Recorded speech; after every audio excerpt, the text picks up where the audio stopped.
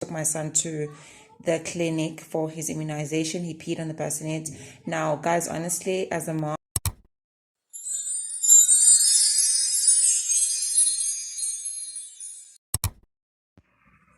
hi guys, welcome back to my YouTube channel. If you're new here, thank you so much for joining us, and if you are a returning subscriber, thank you so much for coming back, baby. Okay, now guys, I know that I haven't filmed in a very long time, simply because really I do not have a reason. I just haven't been filming, that's all.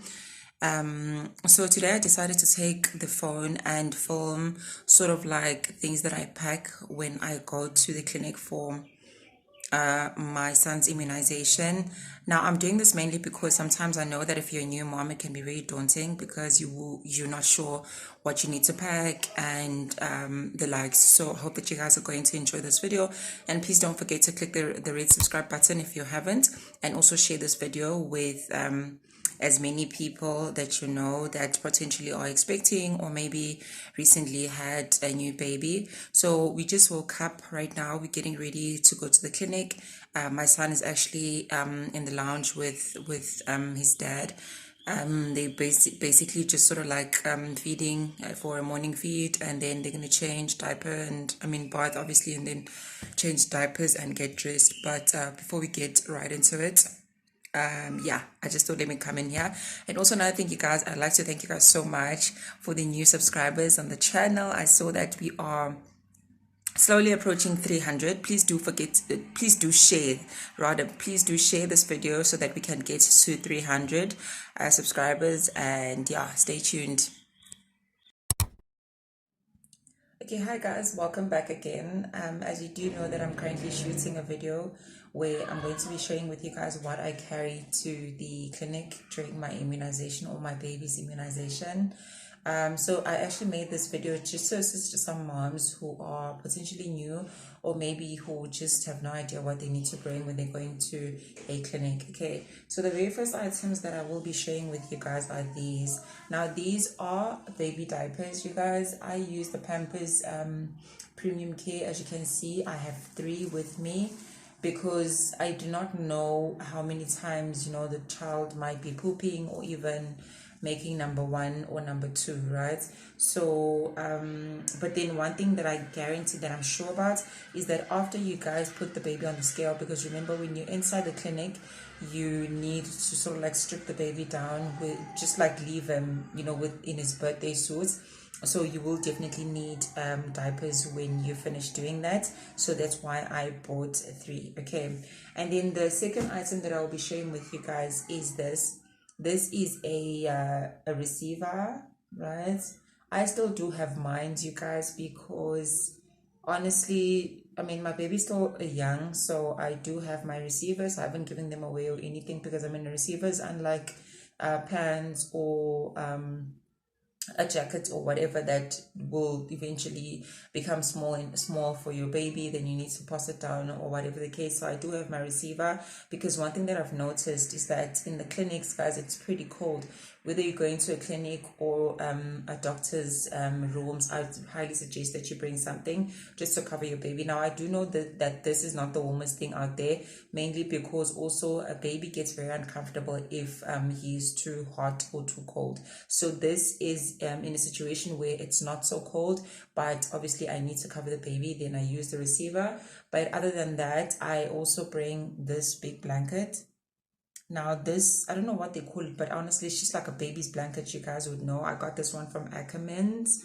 It's around 100 or 200 and something, which you really need. And the funny part is that when he was young, I didn't actually use this blanket at all. I only started using the blanket now that he's a bit older, because I found that when the babies are young, honestly, you hardly go outside with them anyway. So at first, when my baby was still young, I was thinking to myself, why did I waste money buying this thing that I'm never going to use? But to my surprise, I actually use it quite often now that he's a bit old. When you go to church, or maybe when you go out of town or anything, then I always carry this blanket, because it really comes in handy.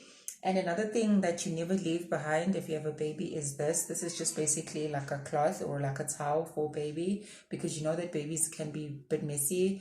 It's either they're drooling or maybe they've been eating, and maybe they've been touching stuff. You need to wipe their hands. But obviously you can use these alongside wet wipes as well, especially to wipe the hands down, because sometimes you could be in like a restaurant or anything and baby just decides to touch the food or whatever. And because it's something that I've noticed also very, very much of late, is that my son loves to, I think he just enjoys the texture of different stuff, because also if you're eating, he likes to just grab whatever it is. I remember yesterday I was having my lunch, and he just sort of like threw his hand in there and started rubbing on the plate.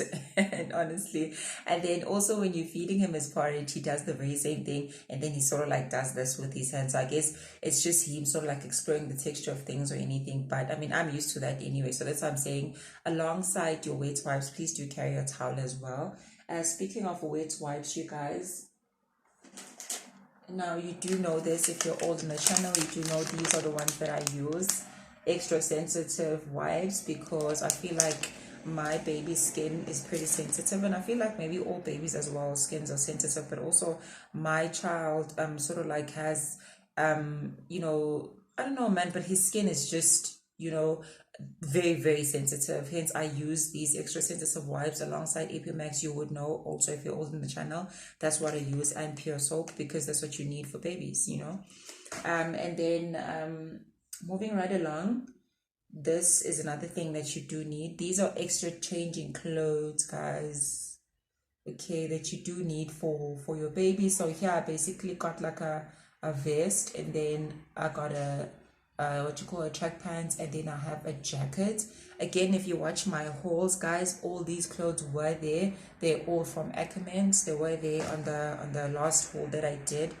And then another thing that I don't leave, guys, is this. Now this is baby's toiletry bag, that's what I call it. At least it came together with the backpack that I normally use. So this is where I keep all his you can see here there's a saline nasal spray, and then there's more like a cream here, and then what's missing is probably like a entres and all those other things. I put them here because it's just easy to find, you know, because if you're just going to throw them in the bag, then you're going to spend hours and hours digging and digging, and I don't like that.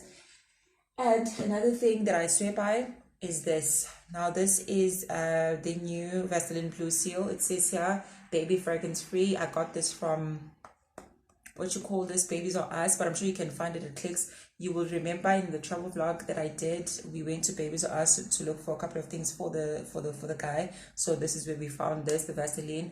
Now when he was younger, guys, I actually used what you call Bennett's Bum Cream, and I also moved, and then I used a pseudo cream. But now that he's a bit older, I'm using Vaseline. So this is just strictly for his sort of like, you know, area down there. This is what I put, and also I use this for his nose at night, because you can tell, guys, it's winter time and it's pretty cold, and their nose can actually get dry very quickly. So I use this to sort of like just smear on here and also over on top. I think it helps them really, because I'm sure when babies are sleeping, I've noticed this with my daughter as well, that when they're sleeping, they sort of like, the nose makes like a whistling sound or hissing sound. So this really helps just to moisturize that area and ensure that baby is not breathing like difficult or whatever.